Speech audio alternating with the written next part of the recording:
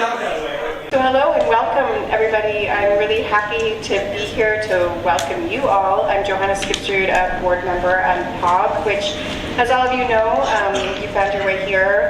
We are a nonprofit arts collective whose aim is to promote and make connections between innovative poets and other arts practitioners, working locally, nationally, and internationally, connecting them with audiences like you. So thank you for coming. Thank you for making a donation at the door. Thank you also to the AZ Cares program, as well as our donors, patrons, and sponsors. And if you're interested in becoming a donor, patron, or sponsor, it's fairly simple. And you can visit our website and find out about that. Thank you all for being here. POG strives to be a safe space where everyone feels respected, and if anyone at any point should feel otherwise, please come and alert one of the POG board members, and there's a bunch of us scattered around, so if you want to raise your hand, we're all around you. Before we begin, I'd also like to take this time to acknowledge the Indigenous peoples of all the lands that we call home. Tucson, where POG is based, is the ancestral home of the Tohono O'odham and Pasquayaqui nations. So let's just take a moment to reflect here together on how, in the wake of history of violence and dispossession, we can move forward in a spirit of reconciliation and collaboration.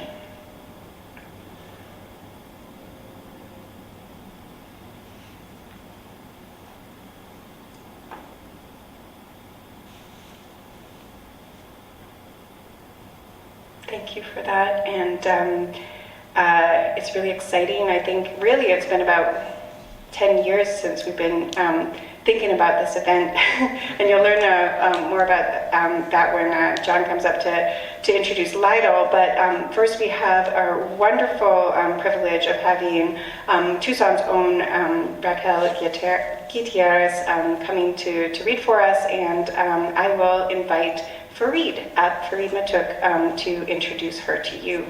I'm going to ask for 5 minutes of our time, or a little less, but I hope you'll understand my need to honor my friend's work. Raquel Gutierrez's writing has been recognized with an Andy Warhol Foundation Arts Writers Grant and a Rapkin Prize in Arts Journalism. Their ekphrastic memoir, Brown Neon, traveled from several lists of the most anticipated books of 2022 to the New York Times list of the best books of 2022. Along the way, Brown Neon has been described as singular and inimitable, and as a bold, brave debut from an intriguing new literary voice, to cite only 2 of the book's glowing reviews. Such flowers are the coin of the literary realm, but as long as I've known Raquel has been too grown, too punk, and too real to confuse any list of accolades for the work itself. Raquel's actual work has made me realize things that are now foundational for my thinking.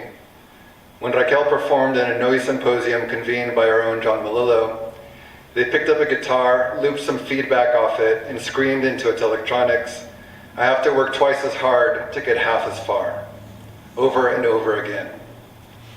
Passionate and politicized, yeah, but also subtle and complex. Raquel invited us to be with the near rhyme of hard and far, and with the way those sounds were deployed through a composition that troubled even as it foregrounded repetition. Raquel made me feel how rhyme, exact or otherwise, may not reconcile a preceding sound in its second instance. Instead, a sound's repetition might welcome its initial iteration and all the difference that first instance accrued across the syllables or distortion loops it traveled through. That night, Raquel figured utopian possibility in a sonic form that allowed a singular voice to stretch out, disperse into its constituent parts, and find itself changed and differentiated in the echoes and rhymes waiting to be made with others. But that's only part of Raquel's brilliance.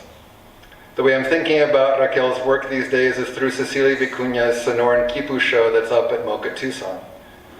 Being in that space with Cecilia's delicate precarios made out of donated detritus, I thought it's like having our own tenderness handed back to us. We walked past that tire tube in the wash. We stepped on those seed pods on the way to school. I guess we could say such work is about sensitizing our attentions. A little intentional composition, generous spacing between the pieces, and the authority of the art institution. It all comes together to reframe the mundane as sublime. But that kind of reading only works if we're hopelessly committed to doing time inside the Western fantasy of the one who does the attending. Let's not do that. When Raquel writes in Brown Neon of Arizona's SB 1070, the Show Me Your Papers law, they say if we didn't see the seeds of fascism being planted in this 2010 series of planned violences, then we weren't looking hard enough. How in 2010 could we not know that people we knew or knew of were already being disappeared? Though Raquel doesn't center Vicuña's work in Brown Neon, we can think of that book's fascination with artists who co-create with the land as holding space for Vicuña's cosmology. It's a cosmology that imagines that the seed pods and tire tubes knew before we did that people were being disappeared. That the Rio Mapocho in Santiago, Chile was already talking of fascism and survival to all the rivers that get made into borders and into real estate for graves. In that cosmology, sentience is not anyone's property or, for fuck's sake, anyone's sovereignty. But it might be a web held in cross-dimensional threads collaboratively woven by the seed pods and tire tubes and highways and pit bulls and butch fathers and by the moose in our pompadours. What if Raquel's work isn't about anybody's attention, but about everything being held in tender tension? What if we're not having our tenderness handed back to us, but we're being delivered back into a tenderness that precedes and exceeds the idea of any one of us? It can hurt, after believing we were supposed to hold ourselves together, to actually rest in being held. Or, as Sandy Soto once wrote to Raquel, reading Raquel's poems had, quote, fucked her up. So tonight, let's join in the actual work of weaving with a real one. Tonight, let's get fucked up. Please welcome Raquel Gutiérrez. Amazing. Thank you, Farid. Right.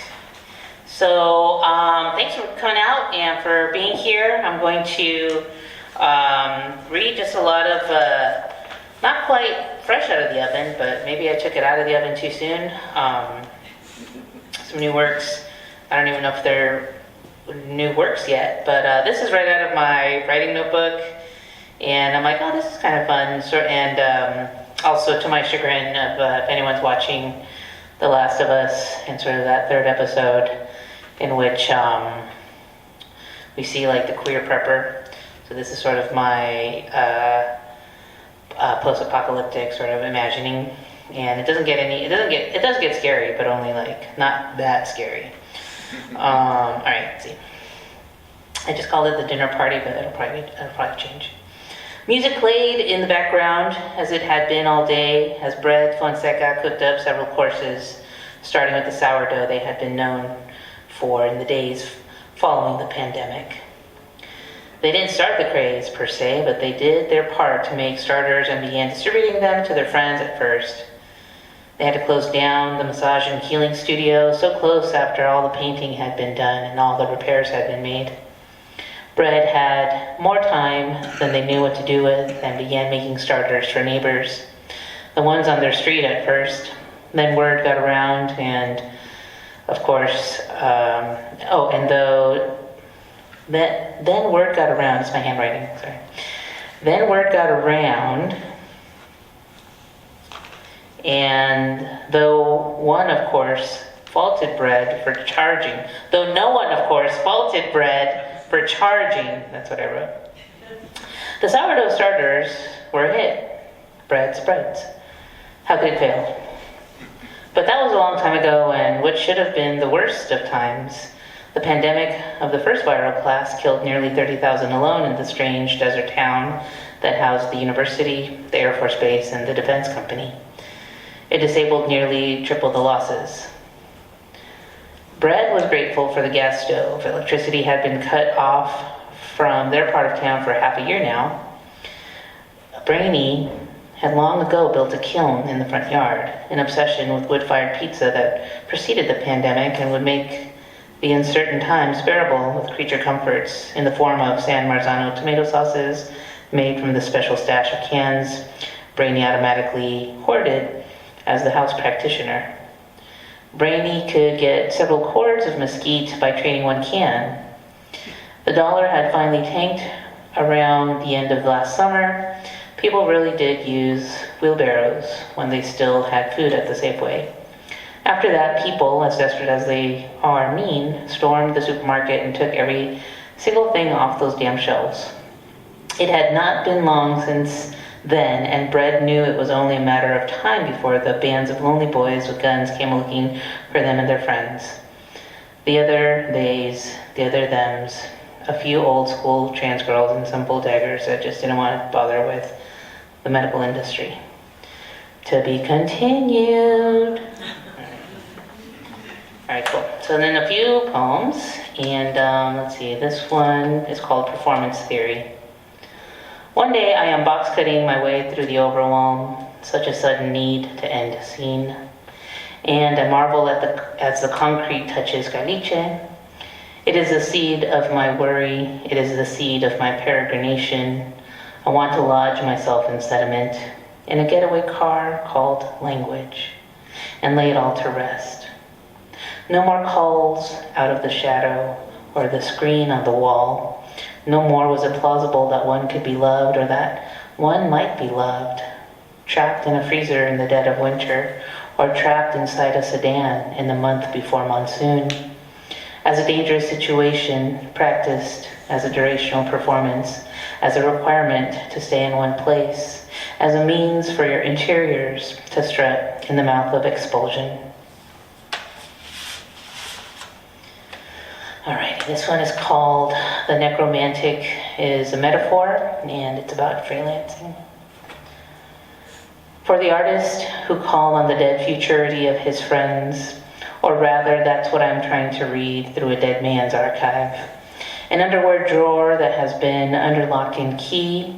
It has been opened up for me, and now I can discern the dead notes in a visual composition. I call on Sylvia Pinal, the mother of real-life cases and the macabre fascination with the fates of wannabe nymphs. I blame Greek mythology and all the narratives of conquest that begin with bodies. I am asked to narrate for monolingual English readers in need of one more statement explaining how it won't be immediately obvious that the term was understood to encapsulate a grammatical impossibility unless I specify that a famous magazine of blood spatter notorium and its Spanish-speaking and reading readership would instantly have recognized that mujer equals feminine and cito equals a diminutive masculine, despite being grammatically forbidden, can finally come together in the same word. A compressed narrative of climax, how we hover in the impossibility of the social world and its inhospitabilities. The beauty of appropriating this presumed grammatical impossibility is the way it symbolically refutes the corresponding idea of the impossibility of transcending two-sex biological determinism. I am asked to reside in these walls, make a living out of these walls that nary a 1099 can knock down. Alrighty, and this one is my last piece. It's called On the Crisis of Abandonment. And that's a title I got from my last session with my psychic. I'm in the middle of a crisis of abandonment. Alright. Well, it's the middle of my life now, and it's just about every day I mistake Aviation Parkway for the ocean and the buzz of bustling vehicles eschewing speed limits unbothered with the fact of death in the foreground of this infrastructural monster. Every day in the middle of my life now, I expect the javelina lying in its halo of mushroom fuzz and greet its decomposition hastened by the summer heat of an unfathomable season. I yield to my own promise of decomposition as alluring to forge new life someday, somehow, and for someone else in the elsewhere. Your life wasn't for nothing, that it made a difference to the funny thing we call kin. A large husk that once hurled and shouted climax into the void it wasn't concerned with anyway. For some make a pretty good life in the rubble of other people's trash. A peccary in the muck of concrete and oil slick of monsoon garbage, or the slippage where the 18-wheeler impressed upon with the force to twist its barrel-chestedness on the shoulder of the frontage road. No one dreams of dying alone, but these are the dreams to seize upon and feast in defeat. If you did it right, you are remembered for the reputation you lost defending against the new grain of patrimony, the sublimated rages, the busted neon sign throbs and diminished power differentials. You are remembered for being stingy with your time, demanding promissory notes for the granular pains in the factory you thought improved upon the last factory. Where to mine a mild mercy, as the hum of the parkway wanes in your folded ear, dear Javelina. You don't see what's coming but feel the fear flooding. Chronos is a cortisol, a phlegm to a punctured lung. Consider my decomposing body on the side of the parkway and lay a bouquet of pink flowers at the snout of my cathedral. I forget the wild boar inside myself, but smell the sweetness in the afterlife. Is it another Zoom meeting? Will I die by some less impressive machine of the blue halo, the screen screaming for another mode of lymphatic recreation desperately fathomed? When I mistake Aviation Parkway for the ocean, it's a temporary sensory deprivation of forgetting that I live next to a freeway wall. Goat head burrs and births the need for virality that ensured a livelihood. We go through each other's trash in this neighborhood and wonder about the last thing left unsaid. What if I said the name of a color 3 times? Would the image of forgiveness forego the olive branch? These images don't sustain me anymore, and for that I worry and wait for the sun to come and guide me back to the marked grave to see what the other creatures have come along to feed on, the fungus of your body. Thank you. Thank you, Raquel.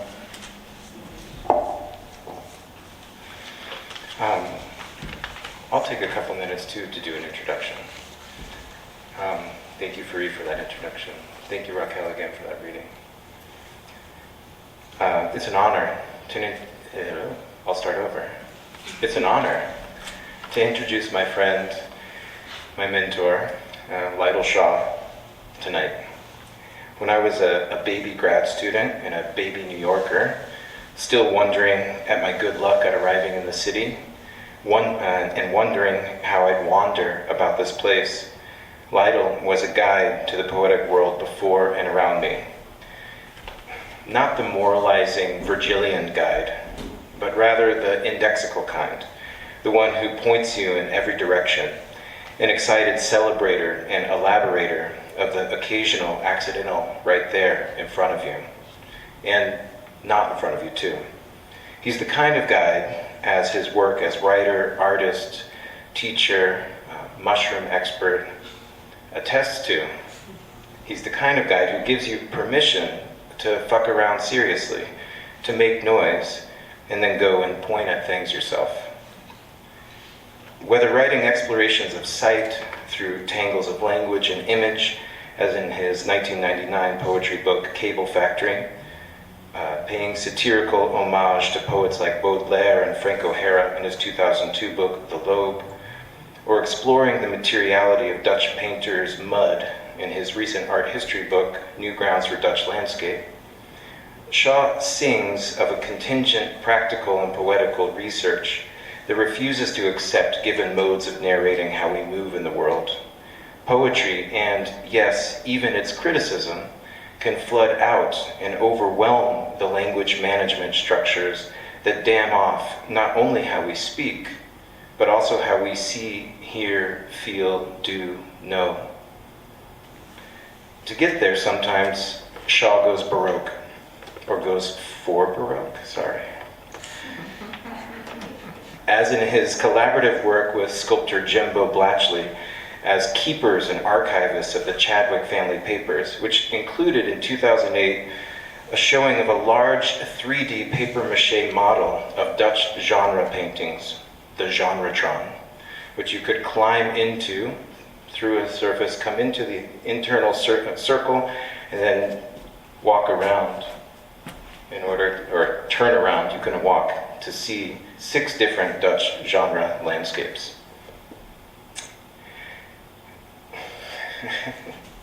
Mud, waves, matter all around you. But it's important that this is not the materiality you're to be met with alone. It's not materiality only. No, it's also an intricate series of nested narratives, an entire fantasy world that I cannot describe completely in detail right now. The same intricate fantasy world is also in Shaw's recent genre-defying short works, The Moire Effect, the Clifford Chadwick Clifford Collection, and the upcoming The Molino Set. Multimedia writerly experiences, the frames of history, action-adventure novel, architecture criticism, and more are fed back into themselves and twisted and torqued. This is because the aesthetic is never a puritanical excision of language. It's a muddy mixture of word and thing, of sensing and saying. Lytle's work as a scholar and a maker of contemporary writing and art is devoted to recovering, often through Baroque, complex, satirical, or just plain weird means, of the just seeing that's in front of our faces, the non-epiphanic, everyday ongoingness of living. Please welcome Lytle Shaw. So the Molino Set, the prose work from which I'm going to read, is the third in an ongoing series of site-specific books I'm calling the Post-Human Comedy. Each book zooms in on a small collection of material objects from a different country, architecture, furniture, painting, in order to discover and explore an almost unbelievable national counter-history. Switzerland, Holland, and Italy so far. I've drafted the next 2 works, Sly Uses, on Ireland, which was supposed to come out 100 years after that other book on Ireland, and The Communist Cave that some of you heard me talk about the other day at the university, which is on France, an Oscar Niemeyer building. And this book is kind of a cousin to that one, the Molina book. I'm working on the one about Germany. It's called Frankfurt, West Germany, and I'm doing research for Algeria and Belgium right now. All of these books involve ethnographic field work and some actually dangerous situations, as we'll see. They also tend to communicate with one another. Strangely enough, 3 so far have been commissioned by European graphic designers, whose ranks apparently constitute my entire readership. One of them, Lex Troop, will meet tonight. This most recent work, which will be out in a few months from Cabinet, began when one of these designers, a different person, a reader of the book on Switzerland, asked me to write a piece about the Italian architect Carlo Molino, because he said that this person, that Molino, resembled a character in the previous book. Easily manipulated, I immediately agreed, feeling as though I had invented Molino. But I soon found out that he was far more interesting and sinister than anything I could dream up.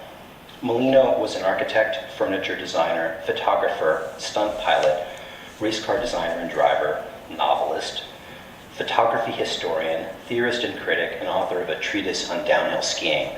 Next, please.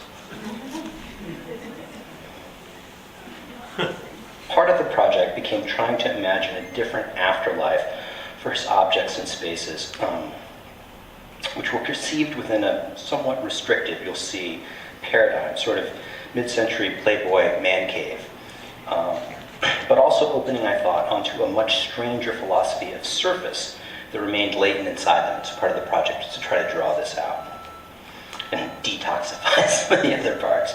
We'll see how far we can get with that. And please take my word that some of this detoxification happens later in the narrative. We can't get all the way there yet. A word about the form. Beginning with a head-on collision between the number of letters in the Italian and English alphabets, the book settles on the halfway number of 23 and sets about studying the design villain's work by glossing 23 of his images. After the 4th of these glosses, a first-person ethnographic text detailing the extraordinary circumstances under which the research was conducted, thank you, Jacques Cousteau, comes in. Soon this text takes over and the commentaries are relegated to the background. What I'm going to read is the middle parts, sections 11 and 12. One fact you'll need to know is that the wayward son of the powerful Agnelli family owners of Fiat and protagonists in the book, died in a Fiat Chroma. Next slide, please. Molino approached ski instruction as a problem of physics and decoration. The energies he studied in his treatise on downhill skiing, like those he explored in sports car racing and stunt piloting, are modes of depersonalized, large-scale set design, the athletic embellishment of nature's vastest, mutest, most dangerous surfaces. Next three, please, in a kind of slow section. In each, Molino developed Baroque figures on Euclidean grounds, elegant, sweeping lines etched temporarily against a primary datum, the circle of the sky, the triangle of the mountain, the ellipse of the racetrack, or even the rectangle of the skating rink. One more, please. And now one more again. Architecture for him was never finally about spaces, but about adjustable sets that always involved some displacement in medium, toward photography or film in many instances, but also toward fiction, as in this building, Casa del Sole, in whose under the Matterhorn penthouse was to live the fastest man on skis, Leo Gasparol. Next one, please. That's a period poster for it. What Molino explored in the air, on the mountain, and around the racetrack then was not so much the physically immediate manipulation of real spaces as the second-order production of environmental decors, visual theme music. One more, please. Skiing became a printing technology, a technique for constructing non-human abstractions on giant hillsides. Unlike soccer, squash, or even sailing, skiing fully registers the traces of its actions. It's the only sport that represents itself as it goes. Next, please. Though the sport required training, here we see Molino himself practicing indoors. And such training in the 1930s was part of a national process of claiming the Alps as a testing ground for claiming the Mediterranean, as the Italians did. Still, skiing is not primarily a team sport. Next, please. And in this sense, it was an ideal sport for Italians in the period surrounding World War II, like his ski muse Gasparol, pictured here demonstrating his Schwebelauf, like the nation's de facto theory of historiography, that there was really only one fascist, Mussolini, and everyone else was just an individual. Skiing, too, involves a whole mountain of individuals. February 16th, Friday, the Alps were coming into view. Lex would be on his way from Zurich across them to meet me. He would arrive via Zermatt. Our goal was to shake information and perhaps even some secrets out of Molino's ski treatise by following its advice ourselves, and if we could muster the courage to climb up to his abandoned cable car station, Fergan. We had no clue what we would encounter. The train headed into the Valdosta, where grapes are grown on the north slope. Settlement, too, seems only to occur on that side. Was Molino using his precise technical understanding of ski tracks to encode strategic information during the war? If so, he obviously wouldn't have reproduced his code or his message. How would one even begin to reconstruct that? A stupid idea, but the kind I liked. The train passed Pont Saint-Martin and then Donas. In Châtillon, I changed to a bus that turned at a right angle from the main line of the Valdosta and headed toward Trevinia. In the trees were enormous fallen rocks the size of houses. Matterhorn is an unparalleled word. It conveys with it the materiality of music, the rushes and pulsations of an alpine hunting horn, but also something solid. It's matter, like a mountain goat's prong. It is a prow, too, not only a hollow vessel of sound. There is a tourist literature of Zermatt, but almost none of Trevinia. In his ski treatise, Molino kept returning to the term Christiania. It becomes a goal of realized ski form, of correct parallel movement. Next, please. In the development of Trevinia, the Italians had to conquer themselves, had to bring themselves into alignment, into regular order. And this was hard. Next, please. Even harder than it would have been for other Europeans. More tank-sized rock nuggets were nestled among the trees. Since the highway dated only to 1934, it's not impossible that it preceded these rocks. like those obvious visual signs that come into play early in horror movies, warning the always unheeding protagonist to stay away. Maybe Molino himself was an empty placeholder for me, a bit like the pilots, drivers, and even skiers that activate his built environment. Next, please.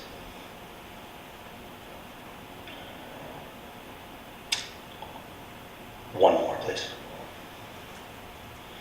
Perhaps I wasn't making any progress toward the center of his work, but rather moving along his surface or surfaces. If so, I wasn't sure that was a mistake.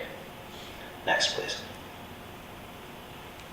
Hotel Steinfeld is directly to the east when you get off the first chairlift.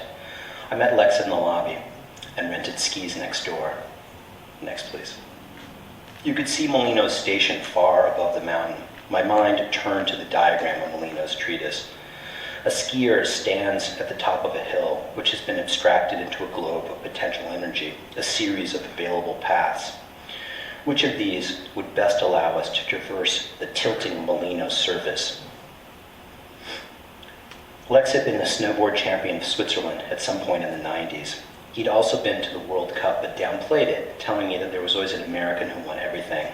Still, Lex was an outrageously good snowboarder, and as a result, he traveled for competition across the world, but he stopped competing at about age 25. His version of settling down involved going to art school and becoming a graphic designer. We took 3 chairlifts up to the Theodule Pass. At 3,300 meters, this was as close as we could get to Molino Station from the ski basin. Next, please. Supported by the aristocrat Dino Loro Totino, who came to be known as the Earl of Cableways, construction on what was at the time the longest single-span lift in the world had begun in the summer of 1950. Next, please. And one more. In the planning phases, this was merely the second leg of a journey that would culminate at the peak of the Matterhorn. This is true. But the last span was never built, and so when the cable to Molino Station broke in 1993, it was not replaced and the building degenerated. From Molino's perspective, however, it had begun as a ruin, since financial concerns had downgraded the project into a miserly block of reinforced concrete that did not complete the master's detailing, his refined catwalks, inner wooden shell, and tilting facade to increase terror. Next, please. Lex and I skied about 100 meters and climbed over a ridge separating the Trevinia from Zermatt sides of the ski basin. We strapped our skis onto our backs and headed up the rock face. My skills as a mountain climber were weak at best, but Lex reassured me that we could reach the summit without any real climbing. Within 5 minutes, I was terrified. The ridge we were ascending was perhaps 30 feet wide. On the Zermatt side, it was only scarily steep. On the Trevinia side, however, it was beginning to be a straight drop. We had to ascend perhaps 1.5 kilometers at a 25 or 30 degree angle. I focused only on the next steps, not considering the edges, and with this method managed to walk for an hour without losing concentration.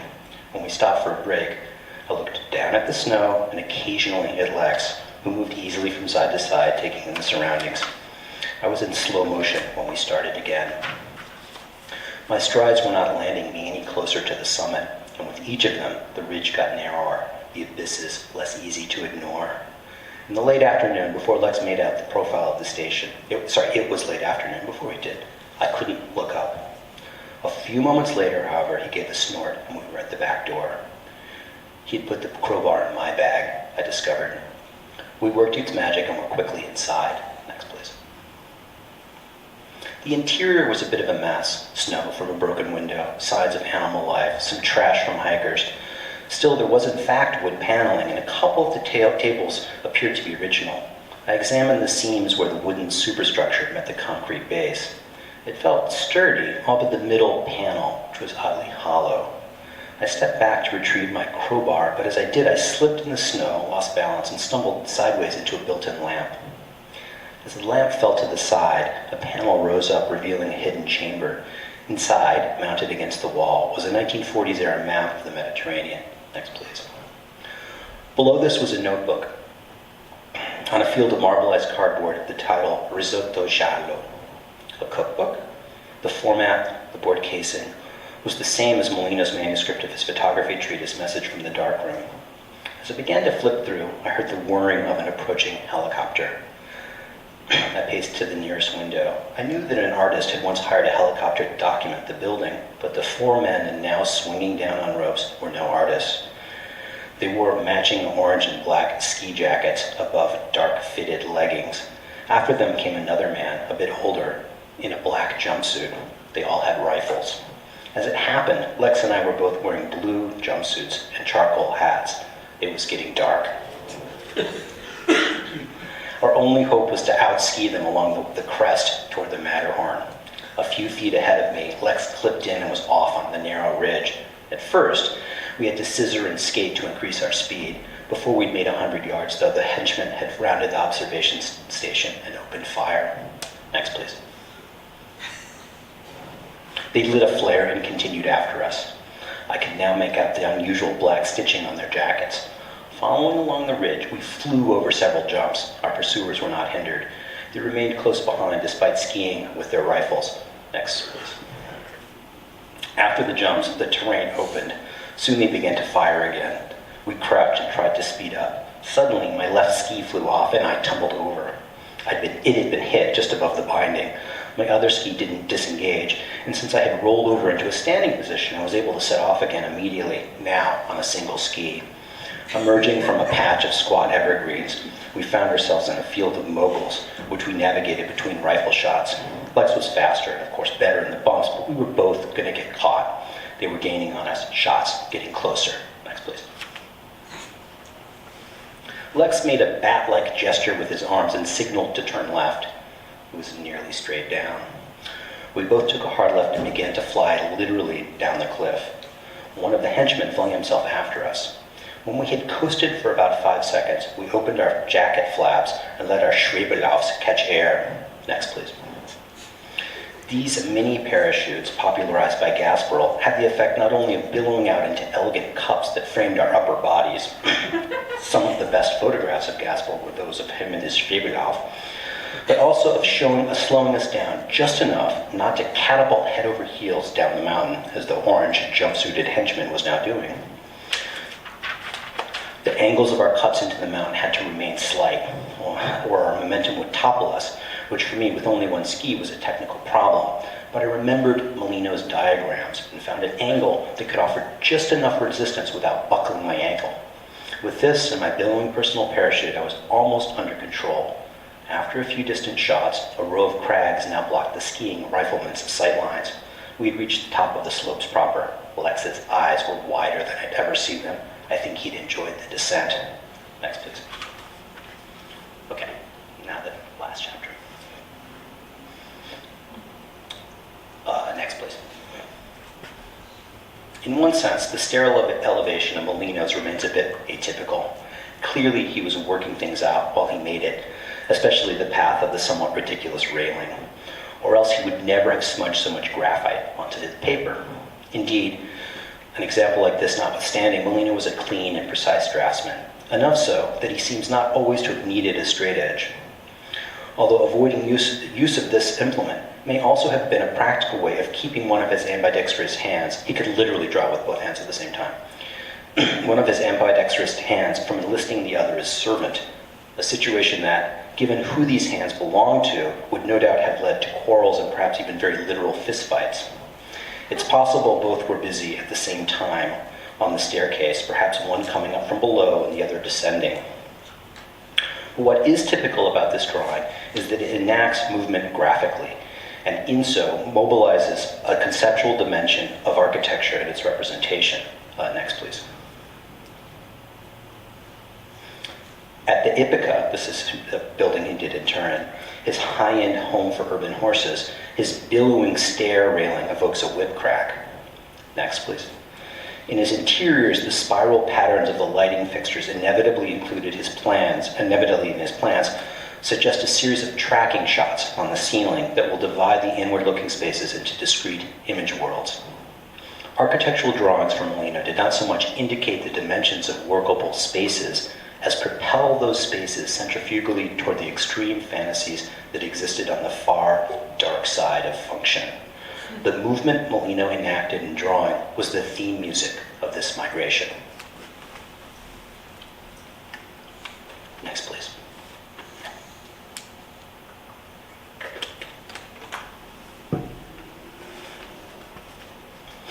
After the scare at Fergus, I needed a less arduous field trip. It was February 17th, 2018, a Saturday. In glancing at my list, I noticed Molino's Dance Club. I took a cab from Porta de Savona to Leroy Dancing, as it is now known. The Lutrario family, owners of several properties in the neighborhood, had in 1959 commissioned the architect Carlo Alberto Bordogna to design the building's shell. Molino, in turn, was entrusted with the interior. Next, please. Oh, sorry. Yeah, we could just keep it there. It's fine. On a visit to the scrap metal strewn site on a rainy winter afternoon, Molino had pictured his fantasy interior, a midsummer night revel deep in the forest. After 18 months of construction and furniture fabrication, the building opened in November of 1960. The entryway is a dense jungle trail clad in bright tiles, a building material about which the Lutrario family was initially concerned, given its association with bathhouses and houses of ill repute more generally. But after Molino flew the Lutrario's son to Naples in his Spitfire to help the architect hand-select the tiles, there were no more complaints. I fight my way along a thicket of ceramic fronds, past bathrooms, offices, coat checks. Next, please. The path wavers and tilts, and the competing tile patterns perform low-grade optical tricks as one system jostles with another, rushing to the front or disappearing into mirrors and suspended statues. Next, please. Above me, the busy metallic grillwork becomes a vegetal death struggle for light among frail forest branches. Next, please. An opening in the distance offers a specious promise of relief. Next. Gasping for air, I've now stumbled into an implausibly vast clearing whose center is the dance floor. The void is surrounded by a field of multicolored flowers, circular tables ringed by petal-shaped chairs, all custom designed by Molino. The DJ has claimed a small geological incrustation at the far end. Garish is an understatement. There is crystal glass attached to metal pipes, bolts covered with golden curved scales. Walls are plastered with lush posters of trees taken from old engravings. On the ceiling, ceramic lights waver between off-whites and bright hues. Next, please. Generous helpings of colored sprinkles or perhaps overturned tropical drinks have been pasted just below a vast graphic design in the ceiling, a diagram of energy seeming to spiral out onto the dance floor. Once I'd found a secluded seat in the balcony, I discovered that it was Piero Piccioni night. His film scores were pulsing throughout Molino's ballroom, but thanks to the DJ, what might have been a 3-minute theme song was now a 20 or 30-minute sound landscape, keyed to a remixed narrative-skirting path through its host movie's scenes and decors, framed on temporary screens. This was, I must say, a vast improvement. I ordered a whiskey and settled in. Next, please. Italian film scores from the mid-50s to the early 70s in particular are, to my way of thinking, the high point of the genre. There are a few international counterpoints, Keith Mansfield in England, Hugo Montenegro and Henry Mancini in the US, but no country has anything close to the concentration of great film scores as Italy. Some are famous internationally like Ennio Morricone and Nino Rota, but there are other lesser-known greats, Armando Trovaioli, Bruno Nicoli, Riz Ortolani, Piero Umiliani, Alfredo or Fred Bongusto, I love his name, and above all, Piero Piccioni. One hears the term jazz musician thrown at them from time to time, but the reference bears little resemblance to what we know as jazz in the US. Their spirited mistranslation may be what recommends them. As a whole, these musicians are downgraded because they composed in relation to films, but perhaps the problem is merely one of understanding this relation. The films may have come first and provided the occasions for the music, and yet could we not propose that the films are, at least in many cases, the temporary, dispensable scaffoldings with their rote narratives and plot formulas, whereas the music scores keep extending their lives, keep reaching into the present with an abstract promise seldom available in the films. If so, the LP versions of these soundtracks are the clearest form of this promise. Generally better than what one hears on the actual movies, they're larger sonic territories that have escaped any practical and immediate relation to the movie's events. They operate now as vast fields, always extending beyond the edges of the familiar cuts. The secret suggestion is that we might relativize the tired narrative structures that strap down most films, and actually most music, and experience these soundtracks as independent landscapes, ample, plush, unburdened. Suddenly my prized Capriccio soundtrack was playing. For an instant, I resented the prospect of illustrating or correcting these sounds, which before I knew the movie had always seemed so extensive and evocative. Perhaps Pacino's music did not require an image track, but in no time I was won over to the oddness of this particular film. Pasquale Festa Campanile's 1969 Scacco alla Regina, Check to the Queen. Next one. It's an 85-minute women's S&M sleepover party in a mid-century modern interior. Next, please. Perhaps you are acquainted with this subgenre. I personally was not, but settled in quickly. Like Molino, Campanile is all interiors. The plot involves a dissatisfied actress, played by Heidi Politoff, who discovers happiness by giving herself over to a dominatrix played by Rosanna Schifano. Next, please. But the plot doesn't really close. The women just change outfits all day and play, while Piccioni invents suitable soundtracks. The effect reminded me of being sick and not going to school if my mom had run a bordello with designer interiors where models engaged in plotless horizontal S&M scenarios. Next, please.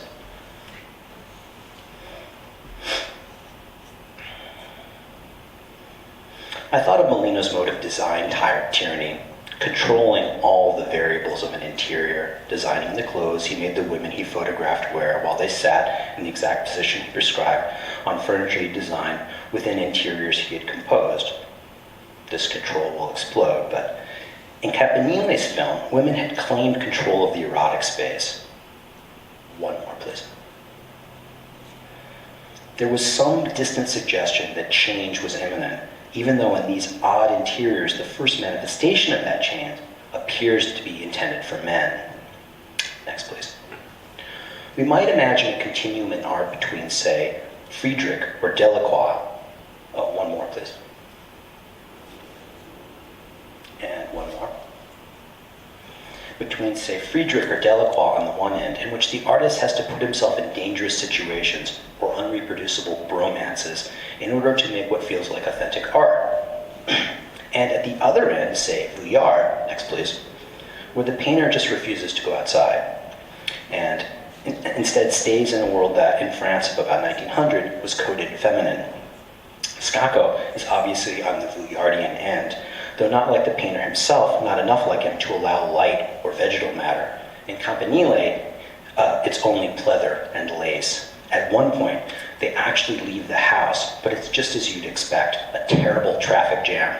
We're back in the opium den in about 8 seconds of film time, reassured by a piano version of Piccioni's theme song. Next, please.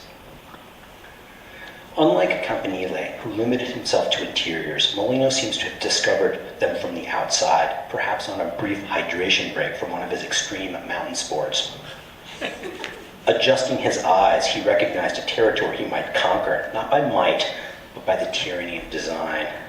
Without hesitation, he invaded, frantically drawing, with both hands obviously, not just the larger spatial envelopes, but also the couches, chairs, and desks, the shelving units and wall surfaces, the rugs and track lighting, even the clothes. To stroll up a tyranny's apartment building's common stairwell and into such an interior was to vanish off the radar and onto Molino's drafting board. One more, please. And one more. Thank you. Which returns us to the staircase in Scacco, a surprisingly central character. Next, please. Descending it seems to perform a magical transition from the interior's Victorian spaces, which are above, to the open-plan ambiance below, where the erotic scenes occur. The S&M scenarios to real encounters with the interior's ultimate orgasmatron. Next, please. A mechanical horse that, after sufficient pillow fight foreplay, Schifano mounts. If an Italian king like Umberto I could assert that horse mounting was one of the 3 essential features of aristocracy, along with reading a newspaper and signing one's name, then Scacco reframes the mechanical horse as a new element in an erotic aristocracy. One that comes from suspending gender roles, getting mechanical animals involved, and taking cues from the furniture, as is always the case in Campanile movies. Next, please. As the evening wore on, the dance floor began to swell. Freed from their occupants, the pedal chairs now became a schoolbook embroidery surrounding the central ellipse. But what was most remarkable was not the moves of the dancers on the floor. Rather, it was a sequence of individual virtuosos that were in effect dancing the Molino staircase, the odd piece of infrastructure connecting the floor below the mezzanine where I sat. Next, please. Odd because the railings flagrantly reject the first rule of any safety code for stairs: regularity. Instead, each moment in the rail was an expressive flourish, obviously based on dance. Next, please. I wondered how often cocktail-saturated clubgoers in the 60s had missed a step and gone sprawling. But the descenders tonight were not missing any detail of Molino's construction. Rather, each, with his or her own ratio of jerky arm extensions and smoother hip bevels, would chart an irregular path that would highlight some relation to the railing. The timing was impeccable. The instant one finished, another began. A right index finger wagged above a well-coiffed man's head until his left hand grabbed his thin tie, as if this interruption were coming from a stranger, and wrenched him forward in an ungainly and yet somehow graceful set of near falls, each of whose temporary resting points seemed to frame a key seam in the Molino railing. Now the dancers stopped waiting for the others to finish the descent, but moved instead in a continuous chain down the stairs across the floor and back up the other side, where a less elegant service stair ascended to the mezzanine. After 3 cycles, an arm hooked me at my table, and I was up before I had a chance to think.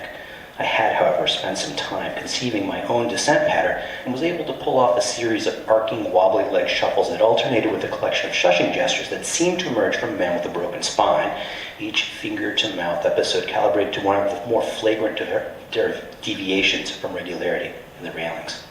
Several heads turned. The whiskey had apparently eased me into this, and I conceived perhaps 3 viable descents, but as we kept going, new versions emerged spontaneously. Scacco was now at another mechanical horse scene, framed to Piccione's theme song. My attention was so engrossed in the upcoming descent that I did not realize the chain of which I had been a part had broken off and entered a room to the left of the lavatories. I believe I was the last to cease dancing.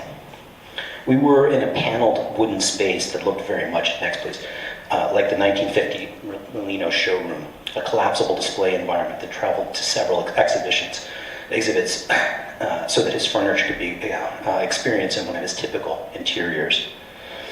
Or rather, like 4 of these end to end. But it was not bentwood furniture that was on display. Instead, the structure was operating as a garage. Several of Molino's famous cars were there. Next, please. The Bisaluro, some Jaguars, the Osca 1100, and an amazing-looking, next please, bus advertising Italian petroleum company, Egypt. A man, perhaps in his early 60s, whom I didn't recognize but seemed to be in charge, waited patiently for me to complete my gyrations before beginning. Next, please. Gray, tailored suit, flashy watch. He looked like a successful Italian businessman. Mr. Shaw, an interested patron, has thought your research here in Turin would benefit from a characteristic motor vehicle.